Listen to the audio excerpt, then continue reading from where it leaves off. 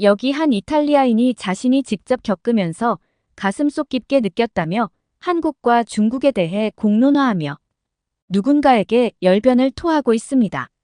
그러면서 같은 아시아 국가이자 거리도 가까운 이 두 국가의 차이가 왜 이렇게까지 크게 나는 건지 그 이유를 알지 못해 답답한 모습까지 보이고 있는데요. 대체 이 이탈리아인은 한국과 중국이 어떤 것을 경험했기에 이런 모습을 보이고 있는 걸까요? 안녕하세요. 저는 이탈리아 여행사에서 일하고 있는 안드레아 디 마르티노라고 합니다. 저희 회사는 이탈리아 로마에서 꽤 이름 있는 여행사예요. 중소 여행사의 경우 외국어가 가능한 가이드가 몇 없기 때문에 한정된 국가의 여행객들만 받는 게 일반적입니다. 하지만 저희는 외국어가 가능한 가이드들을 언어별로 두고 있기 때문에 전 세계에서 오는 여행객들을 받고 있어요. 그런데 이렇게 큰 여행사인 저희 회사가 받지 않는 딱 한 국가가 있습니다. 바로 중국이죠. 매년 중국에서 이탈리아로 방문하는 여행객들의 숫자는 어마어마합니다. 그런 여행객들의 수요를 포기한다는 건 이윤을 추구하는 회사 입장에서 큰 손실이에요. 하지만 저희가 이런 지침을 세운 데는 다 이유가 있었습니다. 10년 전 여행객들이 너무 많이 와서 감당이 안 된다며 여행사에서 일하는 친구에게 연락이 왔어요. 당시 구직 활동 중이었던 저는 친구의 부탁으로 지금 다니고 있는 여행사의 첫 발길을 하게 되었습니다. 제가 투입된 곳은 중국 여행객들을 대상으로 하는 여행 프로그램이었어요. 중국어를 할 줄 알았던 건 아니었던지라 저는 여행객들의 짐을 옮기거나 숙소에 체크인아웃을 도와주고 식당과 소통하는 등의 간단한 일들을 하기로 했습니다. 그런데 저는 일을 시작한 지 몇 시간도 되지 않아서 이 일을 하러 온 것을 후회했어요. 중국인 관광객들의 여행 매너와 시민의식은 정말 최악이었습니다.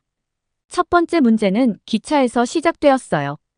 기차 출발 전 모든 인원이 빠짐없이 있는지 인원 체크를 하고 있었습니다.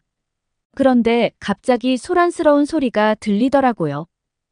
고개를 돌려보니 한 이탈리아 남성이 자리에 앉아 있는 중국인을 향해 화를 내고 있었습니다.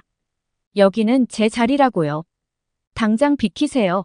저와 친구는 서둘러 그쪽으로 이동했습니다. 이탈리아 남성에게 표를 보고 확인하니 중국인 관광객이 앉아 있는 곳은 이탈리아 남성의 자리가 맞았습니다. 그런데 중국인은 자신은 참가 자리에 앉아야겠으니 잔말 말고 비어있는 자리에 앉으라고 요구했어요. 어처구니가 없는 요구에 이탈리아인은 기가 차다는 듯 웃었습니다. 이탈리아인은 순순히 물러서지 않았어요. 왜냐하면 이탈리아의 기차는 좌석별로 금액이 다릅니다. 또 언제 예매를 하느냐에 따라 금액도 천차만별이죠. 비행기 티켓과 같은 방식이에요. 그 이탈리아인도 자신이 원하는 자리를 얻기 위해 추가금을 냈을 겁니다. 그런데 그 자리를 포기하고 다른 곳에 앉으라니 받아들일 수가 없는 말이었죠. 이탈리아인이 물러서지 않고 당장 자신의 자리에서 비키라고 끊임없이 이야기하자 중국인은 크게 화를 내며 이렇게 말했습니다. 이탈리아 인간들은 외국에서 온 손님들을 이따위로밖에 대접하지 못해 풍경 좀 보려고 창가에 앉겠다는데 이게 그렇게 큰 잘못이야. 여기 빈자리 많구만. 더 웃긴 건 이 중국인의 행패를 다른 중국인들이 두둔해 주었다는 것이었습니다. 아니 티켓에 참가 자리에 앉지 말라는 내용이라도 있어 없잖아. 그러니까 창가 자리에 앉아도 돼라는 터무니없는 말을 하더라고요. 솔직히 다른 중국인들도 이런 행동을 못 봐줄 거라고 생각했습니다. 나라 망신시키지 말고 제자리로 돌아가라고 할 줄 알았죠. 그런데 열차 칸에 타있던 수십 명의 중국인들이 이탈리아인에게 손가락질을 했습니다. 중재를 하려고 있는 저희에게도 이따위로 일을 하고 돈을 받아 처먹냐며 화를 냈죠. 그렇게 한참 동안 소란이 있었고 다른 기차 칸까지 그 시끄러운 소리가 전해지자 저희 칸으로 온 영무원에 의해 중국인은 자리를 옮기게 되었습니다. 영무원에게까지 말도 안 되는 말을 하며 버티려 했지만 열차에 있는 안전요원들이 나타나자 꼬리를 내리고 제자리로 돌아가더라고요. 저희가 자리를 비키라고 할 때는 몰라 안 들려 뭐라는 거야? 라며 모르쇠했으면서 무섭게 생긴 안전요원들이 다가오자 꼬리 내리는 모습이 비겁해 보였습니다. 중국인들의 민폐는 여기서 끝이 아니었어요. 비행기에서조차 그런 행동을 서슴지 않았습니다. 저희는 이탈리아에서의 여행뿐만 아니라 이탈리아에서 다른 나라로 여행을 가는 루트까지 진행하고 있는데요. 유럽에서는 나라 간 이동을 할 때 짧은 비행을 하기도 합니다. 그런데 비행기에서마저도 중국인들의 만행은 끝이 없었어요.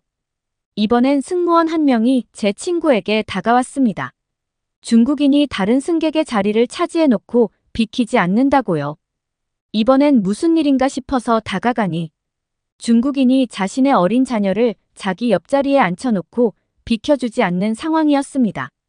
항공사 규정상 일정 나이의 어린 아이들은 좌석을 예매하지 않아도 괜찮고 부모의 무릎에 앉아갈 수 있습니다. 저희는 좌석을 예매할지 아니면 아이를 무릎에 태우고 갈지 물어보았는데 그 중국인은 빈자리에 앉혀도 되는 거라면 빈자리에 앉혀서 데려간다고 말했어요.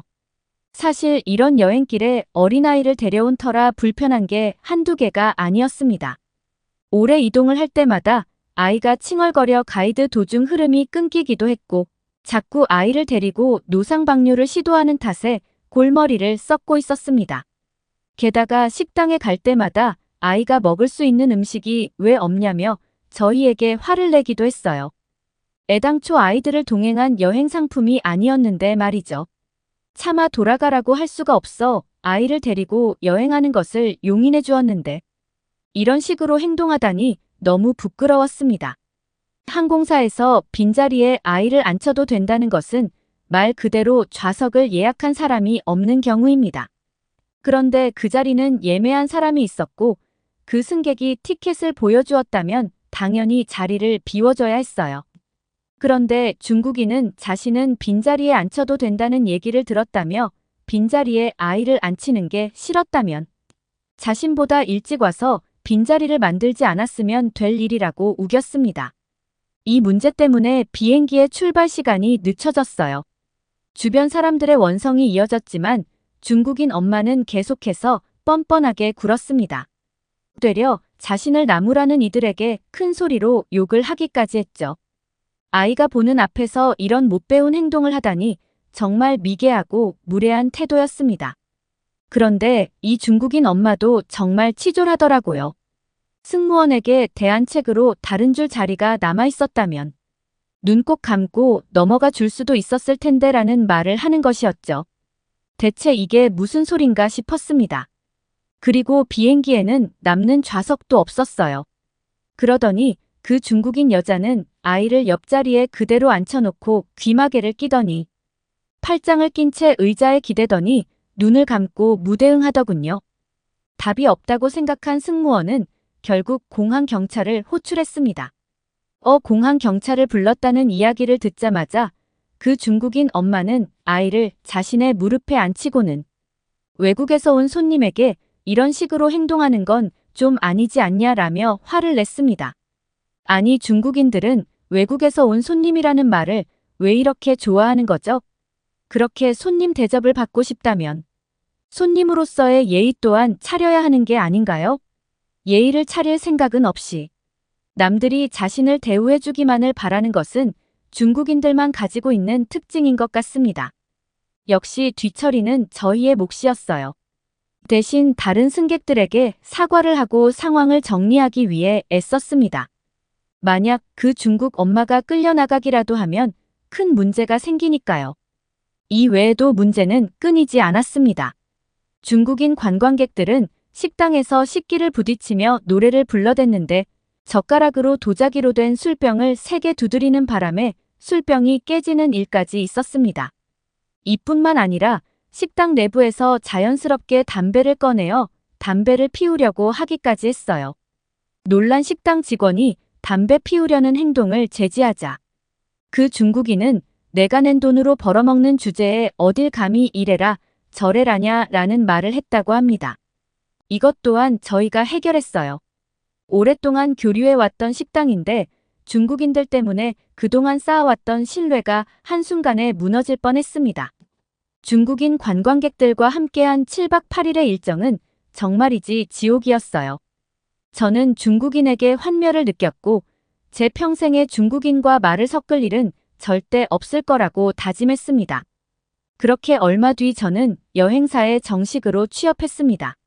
준비 중이던 취업이 잘 되지 않아서 업종을 바꾼 것이었는데 제가 잘하는 영어를 마음껏 할 수 있는 일이기도 했고 새로운 사람을 만나는 것들도 즐거워 제 일에 만족함을 느끼고 있던 중이었습니다. 그러던 중 한 동양인 여행객들이 저희 여행사에 온다는 것이었습니다. 한국이라는 나라였어요. 사장님은 한국은 중국과 일본 사이에 있는 작은 나라인데 최근 한국 여행객들의 루트를 새로 론칭했다며 첫 손님들이니 성공적으로 가이드를 끝내라고 지시하셨습니다. 그런데 저는 한국인들을 대상으로 가이드를 하고 싶지 않았어요. 그러면서 한국에서 온 가이드를 한 명 소개해 주었는데 그녀도 썩 믿음직스럽지 못했습니다. 저는 한국이라는 나라에 대해 잘 알지 못했거든요. 관심도 없었죠. 게다가 그 악질 중국 관광객들을 대상으로 하는 상품보다 한참 뒤에 만들어졌으니 나라의 힘이나 사람들의 수준도 당연히 중국보다 떨어질 거라고 생각했습니다. 보아하니 작은 나라에서 여행 좀 해보겠다고 슬슬 시동을 거는 것 같은데 여행 경험도 없는 사람들이 여행을 와서 얼마나 폐를 끼칠지 벌써 머리가 아프더라고요. 그런데 회사에 갓 입사한 제가 뭘 할 수 있겠어요? 저는 사장님이 시키는 대로 한국인 가이드와 함께 한국인 관광객들을 맞이하러 나갔습니다. 그런데 한국인 관광객들은 첫인상부터 중국인들과 달랐어요. 저는 키도 크고 체격이 있는 편입니다. 운동도 열심히 해서 몸이 좋죠.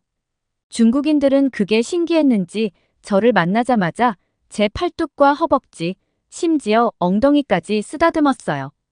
마치 동물원 원숭이가 된 기분이었습니다. 백인을 처음 만나서 신기한 건지 뭔지 자꾸 저를 보며 자기들끼리 쑥덕거리는 게 너무 기분이 나빠서 친구에게 무슨 말을 하는 건지 물어보니 역시 양놈들은 튼실해라는 식의 불쾌한 말을 했어요. 솔직히 이 말 한마디로 고소할 수 있었지만 외국인을 상대로 소송이 되지도 않을 듯해 참고 넘겼습니다. 중국인들의 무례함을 겪었기에 한국인들을 경계하고 있었는데 한국인들은 미리 준비해온 이탈리아어로 반갑습니다. 앞으로 잘 부탁드립니다 라고 인사했어요.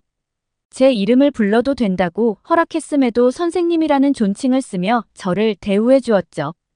한국인 가이드가 대부분의 일을 했고 저는 보조 역할을 했는데 언어가 통하지 않아서 저와 함께 있는 게 어색했을 텐데도 저를 살뜰히 챙겨주었습니다. 보조 역할이기에 차에만 있는 시간이 많았는데 어디를 가서 음료를 사오면 꼭 제 목도 챙겨주었고 제가 눈에 보이지 않으면 가이드에게 제가 어디 있는지 물어보았다고 해요. 게다가 한국인들은 기본적인 매너가 몸에 배어 있었습니다. 한국인들 여행 상품에는 분위기 있는 레스토랑에 방문하는 일정이 포함되어 있었는데 아무리 한국인들이 친절하다 하더라도 이건 정말 많이 걱정됐습니다. 여행을 많이 안 다녀본 사람들인 것 같은데 레스토랑의 기본적인 매너를 모를 거라 생각했거든요. 중국인들은 레스토랑에서 지켜야 하는 매너를 이야기하면 지금 자신들을 무시하는 거냐며 화를 냈기 때문에 차마 말도 못하고 걱정만 하고 있었습니다. 그런데 한국인들은 너무나 젠틀하고 우아하게 고급 레스토랑에서 식사를 마쳤어요. 유럽의 레스토랑에서는 함부로 웨이터를 불러서는 안 됩니다. 저기요라든지 웨이터라는 소리를 내면 안 되고 가만히 손을 들어 웨이터를 바라보고 있어야 하죠. 그렇게 웨이터가 다가오면 원하는 것을 이야기해야 합니다. 약간의 기다림이 필요할 수도 있지만 그것은 아주 기본적인 예의이기 때문에 이것을 지키지 못하면 굉장히 무례한 사람으로 취급되어 질이 낮은 서비스를 받거나 함께 간 사람들이 함께 피해를 당할 수도 있습니다. 하지만 한국인들은 그러지 않았어요. 조금만 마음에 안 들면 이와라고 큰 소리로 소리치며 숟가락으로 테이블을 탕탕 때리며 웨이터를 부르던 중국인들과는 결이 다른 모습이었습니다. 또 하나 놀랐던 것은 한국인들의 질서 정연한 모습이었습니다. 이탈리아에는 오래된 성당과 미술 작품이 전시된 성들이 많은데요. 이런 곳에서는 당연히 정숙해야 하며 질서정연하게 가이드의 통제를 따라야 합니다. 중국인들은 질서고 뭐고 없었어요. 조용하고 엄숙한 성당에서 큰 소리로 자기들끼리 떠들어대는데 중국어 특유의 억양 때문에 더 시끄럽게 들렸고 성당 내부의 소리가 워낙 잘 울리다 보니 가뜩이나 듣기 싫은 소리가 더 크게 들렸어요. 이탈리아 성당은 아직도 미사 장소로 사용되기 때문에 관광객들 사이에서도 기도를 하는 분들이 계십니다. 그런 분들이 기도를 방해받아 정식으로 항의할 정도로 중국인들의 행동은 도를 넘었어요. 그런데 한국인들은 아니었습니다. 저희가 말하지 않아도 알아서 이어를 맞추어 가이드의 뒤를 따랐어요. 여행객들 중 한 명이 직접 인솔자가 되어 인원수를 세고 줄까지 만들어 가이드를 기다리더라고요. 보조로 간 제가 딱히 할 게 없을 정도로 한국인들은 모든 것을 질서정연하게 했습니다. 게다가 누군가가 신나는 마음에 약간 언성을 높이면 옆에 있는 사람들이 하나같이 손가락을 입에 가져다 대며 목소리를 조금 낮추라며 주의를 주었어요. 아니, 저는 그 사람이 무슨 소리를 내는지도 몰랐습니다. 왜냐하면 중국인 관광객들이 저희가 있던 성당 반대쪽에서 큰 소리로 소란을 피우고 있었거든요. 결국 그들은 관리자에게 쫓겨나기까지 했습니다. 그렇게 한국인 관광객들과 함께하는 마지막 날, 저는 이토록 완벽한 여행객들과 헤어지는 것을 진심으로 아쉬워하고 있었습니다. 모든 손님들이 이렇다면 제 인생은 2000배나 행복해질 게 분명했어요. 그런데 저희의 아름다운 마지막 날을 방해하는 이들이 나타났습니다. 함께 여행을 하며 특별히 마음이 잘 맞았던 한국 여행객과 호텔 앞바에 가려고 하는데 로비에서 매우 시끄러운 소리가 났어요. 무슨 일인가 보니 동양인 4명이 호텔 로비에 들어 누워 있었습니다. 그러면서 팔다리를 휘저으며 고래고래 소리를 지르고 있었는데 중국인들은 욕설까지 하고 있었어요. 일전에 중국인 관광객들을 데리고 다니면서 중국어 욕을 하도 들어 알고 있었거든요. 호텔 직원들은 우는 소리를 하며 로비 바닥을 대굴대굴 구르는 중국인들을 보며 어찌할 바를 몰랐습니다. 직원에게 물어보니 중국인들이 호텔 로비에서 잠을 자겠다며 무작정 들어왔다고 하더라고요. 호텔방이 없는 것도 아닌데 로비에서 잠을 자겠다니. 누가 보면 호텔 밖에 엄청난 자연재해가 몰아쳐 도저히 밖에 나갈 수 없는 상황인 줄 알겠더라고요. 중국인들은 직원들이 조금이라도 가까이 가면 경기를 일으키면서 픽픽 쓰러지는 신용을 했습니다. 멀리서 보면 직원들이 그들을 어떻게 하는 줄 알겠더라고요. 결국 얼마 뒤 경찰들이 출동했습니다. 제가 보아온 중국인들은 치졸하기 그지없는 족속들이었기 때문에 당연히 강한 공권력에 개입한다면 꼬리를 내릴 거라 생각했어요. 하지만 그들은 그러지 않았습니다. 경찰의 무력으로 호텔 밖까지 쫓겨난 그들은 이탈리아 경찰이 사람을 친다며 사람들에게 호소했어요.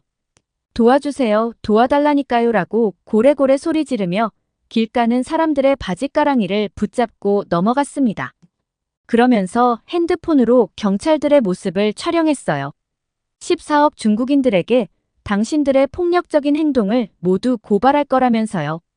자국민을 어떻게든 보호하는 중국 정부가 가만히 있지 않을 거라면서요. 저와 제 일행은 코웃음을 쳤습니다. 말이 되는 소리인가요? 저게. 이탈리아 경찰들은 중국인들에게 어떤 상해도 입히지 않았습니다. 자기들이 경찰들에게 걸어가서 몸을 부딪힌 뒤 일부러 넘어지며 스스로 상처를 낸 것이었어요. 그 와중에 중국인 남성 2명은 우통을 벗고 주변 사람들을 붙잡으며 경찰들의 행동에 대해 항의했고 경찰에게 다가가서 눈을 부라리기까지 했습니다. 결국 경찰차 2대가 출동하여 그들을 데리고 사라졌어요. 경찰들이 개입했으니 문제가 잘 해결될 줄 알았는데 다음 날 난리가 났습니다. 어제 있었던 일이 뉴스에 나왔다면서요. 그 중국인들은 발이 얼마나 빠른지 곧장 SNS에 자신들이 겪은 일을 과장하여 올렸습니다. 호텔에 가서 방을 달라고 했는데 중국인이라는 이유로 방을 내어주지 않았다. 이 때문에 항의를 하자 호텔 측은 경찰을 불렀고 경찰은 억울하다는 우리의 말을 무시하고 중국인이 하는 말은 믿을 수가 없다라는 말을 했다. 이에 항의하자 우리를 억지로 끌고 나갔고 그 과정에서 우리를 폭행하기까지 했다라고 말이죠. 제 옆에 있던 한국인은 저런 인간들과 같은 아시아계라는 것이 너무 부끄럽다며 한국과 중국인의 얼굴을 잘 구분하지 못하는 외국인들이 혹시나 한국을 오해할까 너무나 걱정된다고 하더라고요. 그래서 저는 제 지인 등 주변을 총동원해서 제가 직접 목격했던 내용을 글로 쓰고 댓글로 남기고 뉴스에 보내기까지 했습니다. 중국인들이 인터넷에 올린 내용은 큰 파장을 몰고 왔어요. 호텔 SNS와 홈페이지 전화는 항해 전화를 걸어온 중국인들로 인해 한순간에 먹통이 되었죠. 게다가 중국인들이 중국 대사관까지 찾아가서 당장 국가적으로 이 문제를 해결하라고 항의를 하자 중국 대사관까지 직접적으로 사과를 요청했습니다. 솔직히 한 나라의 국가를 대표하는 기관이라면 입장 표명을 하기 전에 사실 확인은 해야 하는 거 아닌가요? 하지만 중국 대사관은 그런 기본적인 것도 모르는 것 같았습니다. 중국 대사관은 우호관계의 국가가 서로의 나라 국민들을 무시하는 행동은 있을 수 없는 일이라며 외교적인 문제로 번지고 싶지 않다면 당장 사과하라고 항의했어요. 호텔 측은 절대 사과할 생각이 없음을 단호하게 표현했습니다. 그러면서 SNS나 뉴스에 당시 CCTV 영상을 올리며 강경 대응을 했어요. 얼굴을 공개했다고 고소할 거면 어디 한번 해보라는 생각으로 올린 영상이었습니다. CCTV에는 이탈리아 경찰이 중국인들을 함부로 대하는 내용이 전혀 없었고 옷까지 훌렁훌렁 벗으며 경찰이 뒤로 밀릴 정도로 몸을 미는 중국인들의 모습만 담겨 있었어요. 이 영상이 공개되자 중국인들은 이탈리아뿐만 아니라 전 세계에서 욕을 먹게 되었습니다. 그러면서 그 호텔은 중국인 투숙객을 받지 않겠다는 놀라운 선언을 하게 되었죠. 이뿐만 아니라 많은 여행사들이 중국 여행객들에게 문을 닫았습니다. 여행사들이 중국 관광객을 대상으로 이런 사업을 하니 중국인들이 자꾸 이탈리아에 넘어온 것이라면서 여론이 안 좋게 흘러갔거든요. 저는 이때다 싶어 사장님에게 우리도 중국인들을 대상으로 하는 상품을 빼자고 건의했습니다. 사장님은 마침 그럴 참이라고 말씀하셨어요. 중국인들을 데리고 투어를 하고 나면 남는 게 거의 없어서 분석해보니 중국인들이 하도 심하게 곳곳에서 사고치고 다니는 걸 해결하다 보니 추가 지출이 생겨 오히려 적자가 나고 있었더라고요. 중국인들은 이런 상황에서도 당당했습니다. 우리가 너네 아니면 갈 데 없냐 라고 하더라고요. 그런데 갈 곳이 없는 게 중국인들의 현실이었습니다. 한 번은 저희 여행사로도 왔었는데 당연히 거절당했어요. 저희 여행사에서까지 퇴짜를 당하자 그 중국인들은 저를 잡아먹을 듯이 대했습니다. 이런 식으로 중국인을 무시한다면 뒷감당을 어떻게 하려고 그러냐라며 공격적인 태도를 취했죠.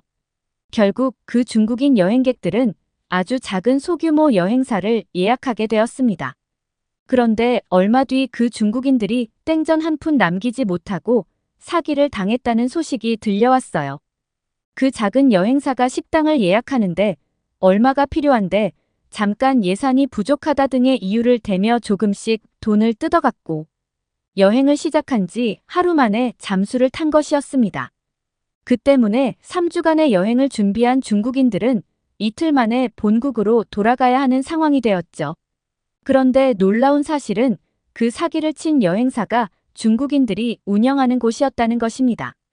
중국은 하라는 말을 입에서 단내가 나도록 말하던 인간들이 낯선 땅에서 서로의 뒤통수를 치고 있는 게 너무 웃겼어요.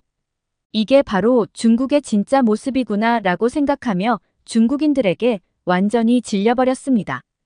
이 사건을 기점으로 저희 여행사는 여전히 중국 여행객들을 받지 않고 있어요.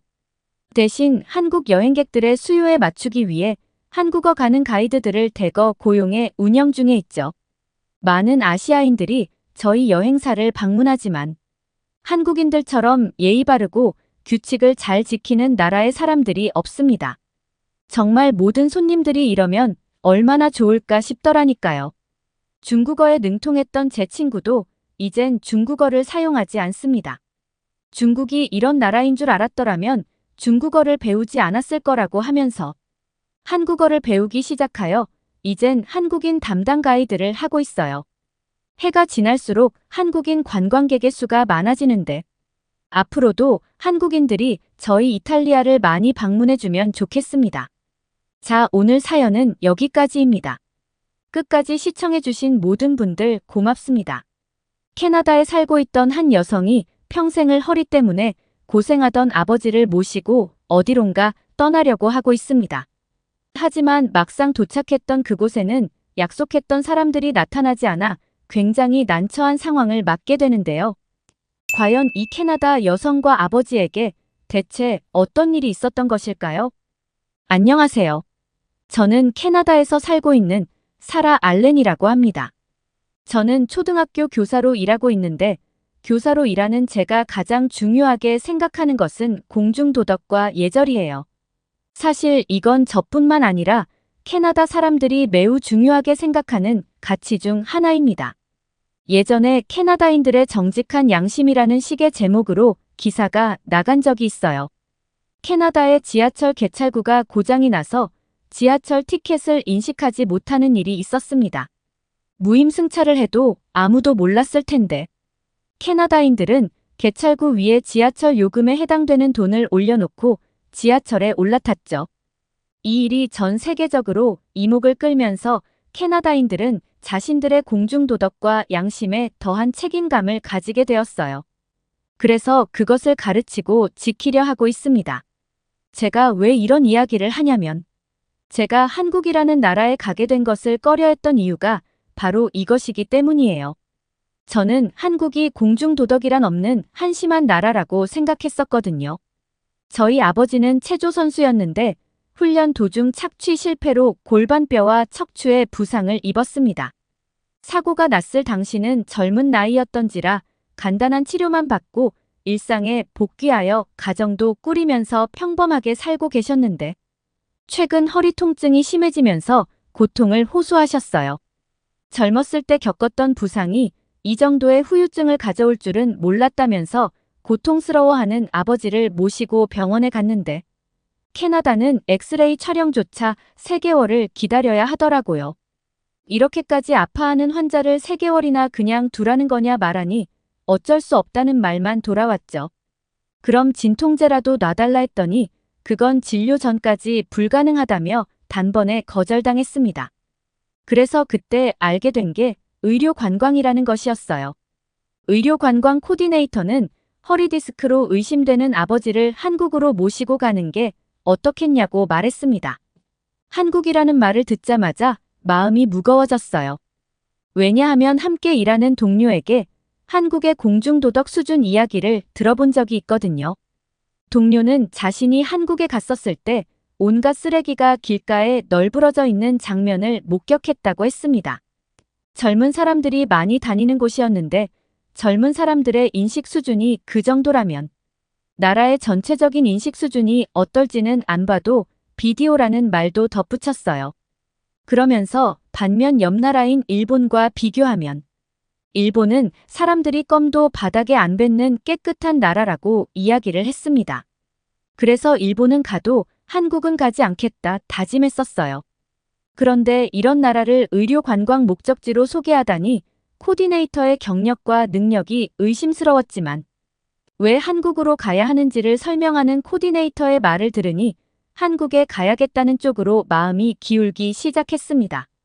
한국은 척추 디스크 분야에서 최고였어요. 1960년부터 꾸준히 발전해서 1990년대 이미 내시경 수술이 보편화되었더라고요. 이 내시경 수술이 계속 발전해서 수술 없이도 수술이 가능하다는데 정말 놀랍습니다. 하지만 한국이 이런 기술을 가지고 있다면 옆 나라 일본은 더 나은 기술을 가지고 있지 않을까 싶더라고요. 그런데 그런 저의 의견에 코디네이터는 정말 단호하게 전 세계에 이 기술을 가지고 있는 나라는 한국뿐입니다. 라고 대답했습니다. 한국은 환자가 검사를 받으면 모든 과정이 원스톱으로 진행되는데 일본은 간단한 서류 전달도 팩스나 대면 전달을 원칙으로 하기 때문에 치료를 받는 과정이 굉장히 복잡하다고 했어요. 지금 제 옆에 계신 아버지를 보면 한시라도 빨리 치료를 받아야 했기에 저는 아버지를 모시고 한국으로 가는 방법을 선택했습니다. 그런데 한 가지 걱정이 생겼어요. 마침 방학이었던지라 제가 아버지를 모시고 한국에 가게 되었는데 저희가 가는 계절이 여름이었습니다. 캐나다는 추운 나라라 여름의 기온이 그리 높지 않습니다. 그런데 한국에 대해 알아보니 한국의 여름은 정말 살벌하더라고요. 온도가 30도 이상으로 높아진다고 하는데 저는 그런 온도를 경험해 본 적이 없습니다. 하지만 여기서 더 지체하다간 아버지도 힘들고 방학도 끝나기 때문에 한국에 있는 병원에 예약이 되자마자 한국으로 떠났습니다.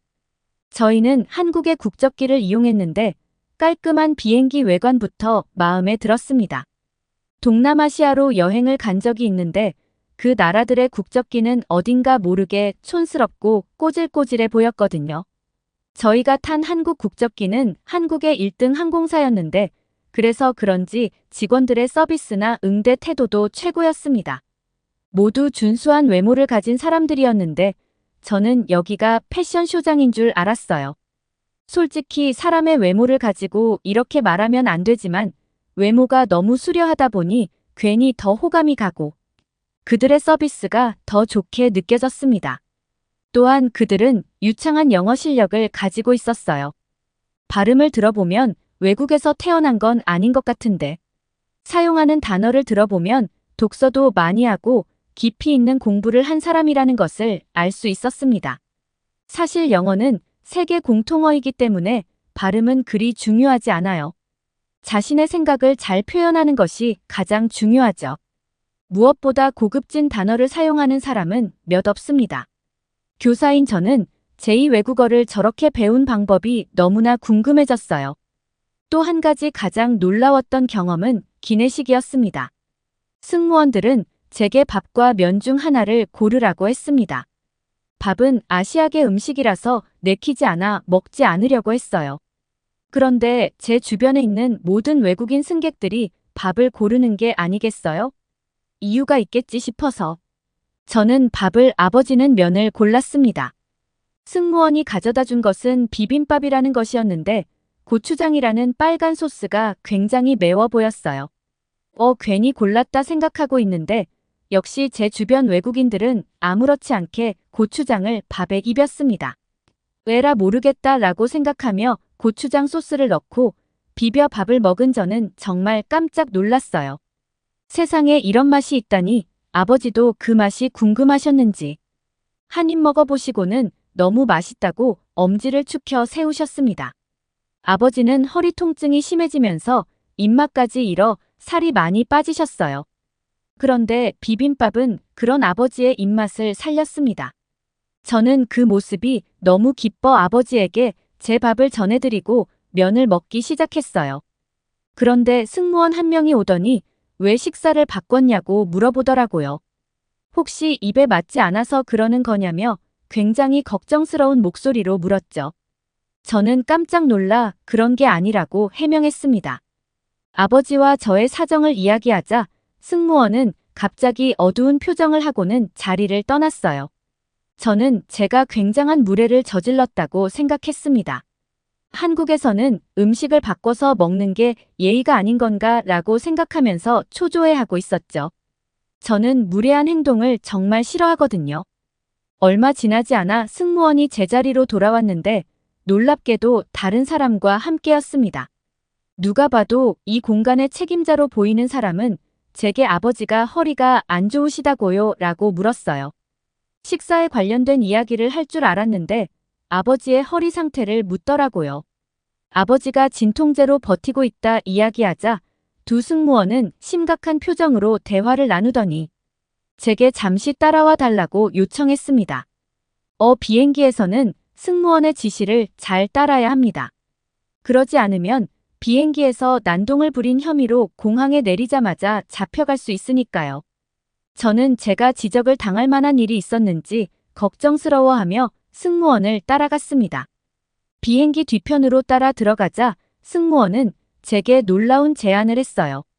연루하신 분이 허리도 아픈 상태에서 10시간이나 비행을 하셔야 한다는 것에 마음이 쓰인다면서 아무래도 좌석도 좁고 의자를 눕히는 것도 불가능해서 많이 힘드실 거라며 저희 자리를 업그레이드 해드리겠다고 했기 때문이었습니다.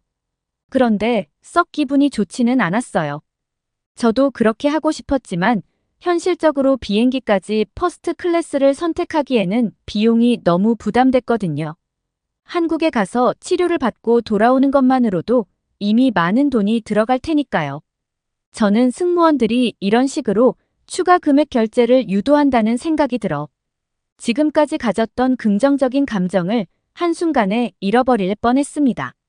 혹시 좌석을 업그레이드하면 추가 비용을 얼마 정도 더 내야 해요? 승무원은 제 물음을 듣고 깜짝 놀라며 대답했습니다. 제 질문에 승무원은 세상에 제가 오해할 말을 했나 보네요. 추가금은 없습니다. 무료로 업그레이드 해드리니 걱정하시지 마세요라고 했죠. 저는 승무원의 말을 쉽게 믿을 수 없었습니다. 하지만 그들은 믿음직한 사람들로 보였고 저는 승무원들의 배려로 아버지와 함께 더 나은 좌석으로 옮겨갈 수 있었습니다. 퍼스트 클래스 좌석에서는 몸을 완전히 뒤로 눕힐 수 있었어요. 다른 사람들에게 민폐가 될까봐 앓는 소리도 못하고 끙끙거리시던 아버지는 비행을 시작한 지 3시간 만에 처음으로 편안한 모습을 보이셨습니다. 솔직히 아버지가 이 정도로 힘들어 하실 거라고는 생각하지 못했어요. 그래서 10시간의 비행 시간을 생각하면 눈앞이 캄캄해졌었습니다. 한국 승무원들이 아니었다면 저와 아버지는 남은 비행 시간을 지옥같이 보내야 했을 거예요. 절대 잊지 못할 이상적인 비행을 마치고 한국에 도착했습니다. 깔끔하고 현대적인 디자인의 인천공항의 모습에 시선을 한눈에 빼앗기고 공중화장실 특유의 비릿한 냄새조차 없이 깨끗한 화장실을 보고 나니 전에 동료가 한국 더럽단 말이 진짜 사실이 맞는지 의심이 되기 시작했어요. 이렇게 봐서는 한국이 지저분한 나라라곤 상상도 안 됐습니다. 오히려 저희 캐나다보다 훨씬 더 청결했고 선진국 같은 모습이었죠. 저는 그렇게 아버지를 모시고 입국장을 빠져나왔는데 저희를 마중 나와야 할 현지 코디네이터들이 안 보였습니다. 설마 늦는 건가 싶어 연락을 해보았는데 코디네이터는 깜짝 놀라며 저희의 입국 날짜는 오늘이 아니라 내일이라고 했습니다. 저는 전문적인 코디네이터들이 실수를 해도 이런 실수를 하냐 생각하며 항의하려고 했어요.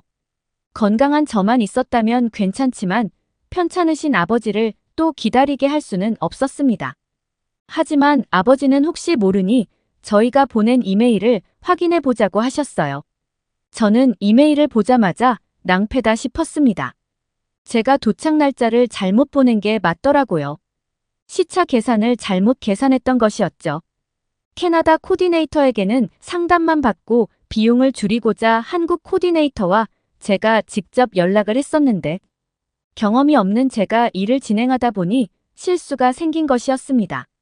이 일을 어쩌지 하고 발을 동동 구르며 방법을 찾고 있는데 현지 코디네이터에게 연락이 왔습니다. 자신이 현재 다른 지역에 있어서 지금 바로 인천공항으로 출발해도 최소 4시간이 걸리고 다른 코디네이터들은 다른 환자들과 함께 있어서 대체할 인력을 보내주기도 어렵다는 것이었죠. 사실 뭐 여기다 대고서 제가 무슨 말을 할 수가 있겠습니까?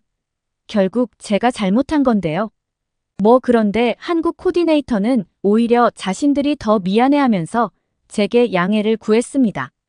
그러면서 자신이 잘 아는 공항 직원에게 부탁을 해둘 테니 서울까지만 대중교통을 이용해 줄 수 있겠냐고 말하더라고요.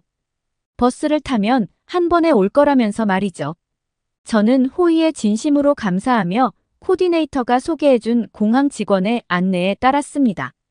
공항 직원은 저희를 버스 타는 곳까지 안내해 주었는데 저는 버스에 올라타자마자 또 한 번 감탄했습니다. 단순히 버스일 뿐인데 버스 좌석이 비행기 퍼스트 클래스급이었어요. 자리에 앉으면 앞에 스크린이 있어서 영화 같은 것들을 선택해서 볼 수 있었고 기사를 호출하는 버튼도 있더라고요. 또 몸을 완전히 눕힐 수 있어서 아버지도 만족해 하셨습니다. 저희는 버스에서 잠에 들었고 정신을 차려보니 서울이었어요. 저희는 정류장에서 내려 한국 코디네이터에게 연락을 했습니다. 그리곤 그들을 기다리는데 화장실 신호가 오더라고요. 저는 아버지에게 잠시만 기다리시라고 말씀드리고 화장실로 뛰어들어가 볼일을 마치고 나왔습니다. 그런데 문제가 생겼어요. 아버지가 자리에 안 계셨습니다. 순간적으로 불안감이 스쳐 지나갔어요. 저희 아버지는 몸이 안 좋으신 건 물론 길치입니다. 제가 없는 사이에 어디를 가셨다면 타지에서 정말 큰일이 생기는 일이었어요. 저는 아버지를 찾아다녔지만 아버지를 찾을 수가 없었어요. 한국의 버스 터미널은 너무나 크고 넓더라고요. 캐나다와는 완전 딴판이었죠. 그런데 또 다른 문제가 생겼습니다. 한국을 저도 처음 와본 터라 길을 헤맨 것이죠. 아버지를 어떻게든 찾아야 했기에 무작정 주변을 아버지를 찾아 돌아다니다 길을 잃어버리고 만 것이었습니다. 정말 눈앞이 캄캄해지더라고요. 다시 정신을 가다듬고 휴대폰 지도 앱을 켜고 아버지를 찾았습니다. 얼마나 헤맸는지 몰라요. 그런데 정말 행운처럼 아버지를 만날 수 있었습니다. 아버지를 발견한 곳은 어이없게도 횡단보도 앞이었습니다. 그런데 그런 아버지는 횡단보도 앞에서 낯선 의자에 앉으신 채 계셨어요. 저는 저게 뭔가 싶었습니다. 가까이 가니 횡단보도에 의자가 있더라고요. 아버지는 그 의자에 앉아 허리를 부여잡고 계셨습니다. 아버지는 제가 갔던 화장실의 반대편에 있는 화장실을 찾아가셨는데 길을 찾다 보니 지하로 내려가게 되었고 지하에서 계단을 타고 길을 올라와 보니 저희가 내렸던 곳 반대편에 있게 된 것이었죠. 허리가 너무 아파서 땅에라도 앉아 있을까 했는데 횡단보도에 의자가 설치되어 있었다고 해요. 사람 한 명이 딱 앉을 수 있는 간이의자는 접이식이었는데 다른 노인분들도 그 자리에 앉아 있었습니다. 그건 노인분들을 위한 자리였어요. 횡단보도 앞에서 오래 서 있을 때 힘들지 말라고 설치해준 한국의 작은 배려였죠. 이후 저는 한국을 돌아다니면서 노인분들과 약자들을 위한 한국인들의 배려를 실감할 수 있었습니다. 한국에 도착한 당일은 터미널에서 한국 코디네이터와 움직였고 아버지가 검사를 위해 병원에 입원하신 후에는 저 혼자 돌아다녔는데요. 경험한 한국의 지하철은 정말 놀라웠습니다. 한 번은 이런 일도 있었어요. 지하철을 타니 분홍색 좌석이 있더라고요. 눈에 띄는 분홍색이 마음에 들어 아무 생각 없이 그 자리에 앉았는데 주변 사람들이 저를 힐끔거리는 게 느껴졌습니다. 모든 사람이 그러자 눈치가 보이더라고요. 그런데 그때 한 한국인 여학생이 조심스럽게 말을 걸어왔습니다. 아주 능숙한 영어로 저에게 혹시 한국에 처음 오셨어요? 라고 물었고 저는 고개를 끄덕였죠. 그러자 한국인 여학생은 더 작은 목소리로 여기는 임산부를 위한 자리예요. 저는 그 말에 깜짝 놀라 제 의자 뒤편을 보았습니다. 정말 임신한 여성을 표현한 스티커가 붙어 있더라고요. 저는 죄송합니다를 외치며 자리에서 일어났습니다. 그러자 그 한국인 여학생은 괜찮다면서 몰랐으니 그럴 수 있다며 되려 저를 안심시켜 주었어요.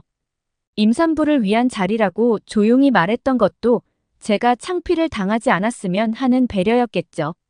한국 사람들은 자리가 없어서 서로의 몸이 밀리는 상황에서도 그 자리를 비워두었습니다. 배가 아직 부르지 않은 임산부들도 편하게 앉게 할 수 있기 위함이었어요. 그런데 또 다른 신기한 자리가 눈에 띄었습니다. 사람들이 잘 앉지 않는 곳이었는데 그곳에서는 지팡이를 짚는 노인과 아이를 안고 있는 여자 등등 우리 사회에서 약자로 불리는 사람들을 표현한 그림이 그려져 있었어요. 한국에는 노약자석이라는 게 있더라고요. 배려를 받아야 하는 사람들이 대놓고 배려를 요구할 수는 없으니 처음부터 자리를 비워두어서 그런 사람들이 불편함 없이 대중교통을 이용할 수 있도록 하는 것이었죠. 어떻게 한국은 이런 생각을 할 수 있는 건가요? 캐나다에서는 이런 것을 상상도 할 수 없습니다. 우선 노약자라는 개념도 없어요. 누가 봐도 다친 사람이거나 장애를 가진 사람이라면 양보를 해줄 수도 있겠지만 노인에게 자리를 양보하는 사람은 본 적도 없습니다. 젊은 사람들은 나이든 노인의 몸이 어떤지 모르다 보니 양보의 필요성을 모르는 것이겠죠. 사실 저도 그랬습니다. 나이가 들면 서 있는 게 얼마나 힘든지, 움직이는 전철 안에서 몸에 힘을 주고 서 있는 게 얼마나 어려운지를요. 저도 아버지를 모시면서 이제야 알게 된 사실이었으니 다른 젊은이들은 노인을 배려해야 한다는 사실을 알지 못하고 있을 것입니다. 하지만 한국은 노약자석이라는 것을 만들어 사회적으로 그들을 배려하는 문화를 장려하고 있었어요. 아버지에게 이 사실을 알려드렸더니 아버지도 정말 많이 놀라셨습니다. 아버지는 허리가 안 좋아지시면서 지하철을 이용해 보신 적이 없어요. 이런 배려는 꿈도 못 꿨고 아프면 차를 타고 다니지. 왜 굳이 지하철을 타서 민폐를 끼치냐라는 생각을 하는 사람도 많거든요. 그런데 허리를 다쳐본 분들이라면 아시겠지만 허리가 아프면 잠깐 앉아있는 것마저도 힘듭니다. 운전은 꿈도 못 꿔요. 그래서 아버지는 어딘가로 가실 때마다 제게 도움을 청하셔야 했습니다. 이게 얼마나 불편한 일인지 가늠이 가시나요? 캐나다는 땅이 넓어서 어딘가로 가려면 꼭 대중교통이나 차를 이용해야 합니다. 즉, 이동수단이 없다면 사람이 순식간에 고립돼요. 그렇다고 일을 하는 제게 매번 부탁을 하는 것도 마음에 큰 부담이었겠죠. 아버지는 이 이야기를 들으시고는 캐나다가 한국처럼 했더라면 3개월이 걸린다던 우리 캐나다에서 수술을 받았을 수도 있겠다라고 하셨습니다. 그럴 수밖에요. 한국은 거리, 교통시설 모든 곳에 약자를 위한 배려가 되어 있었습니다. 한국이라는 나라가 정말 부럽다는 생각을 그때 많이 했었던 것 같아요.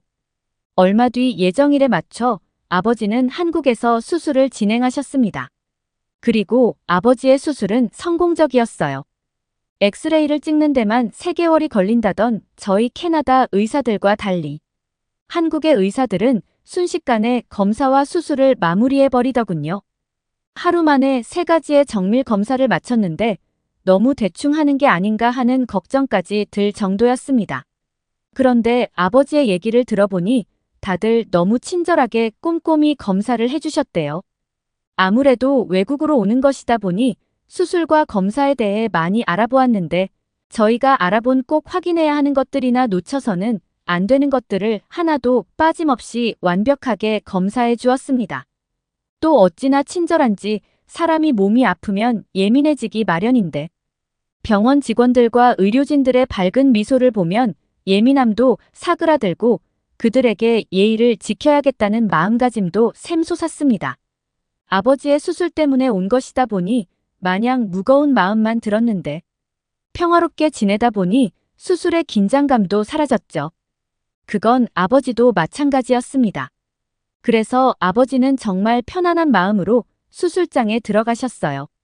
지금까지 본 한국의 의료 시스템은 최고였으니 걱정할 게 없으시다는 말을 남기시고 말이죠. 캐나다에서는 아버지의 허리 수술을 굉장히 위험하고 복잡한 수술이라고 말했습니다. 그런데 한국 의사들은 복잡하게 돌아갈 것 없이 간단히 수술을 할 수 있다고 말했어요. 솔직히 이게 가능할까 생각했는데 가능하더라고요. 저희는 캐나다에서 워낙 겁을 먹어서 그런지 허리를 절개하고 몇십 반을 꿰맬 줄 알았습니다. 그런데 아버지는 흉터도 없이 수술을 하셨어요. 경과도 좋아서 저희는 얼마 지나지 않아 퇴원 준비를 했습니다. 아버지는 이렇게 말씀하셨어요. 내가 캐나다가 한국만큼만 약자를 위한 배려를 했다면 3개월이라도 기다려 볼 수 있었겠다 하고 했었지. 그런데 한국 의료 기술을 만나보니 캐나다에서 수술을 받았으면 평생 후회했을 것 같구나 라고 말이죠.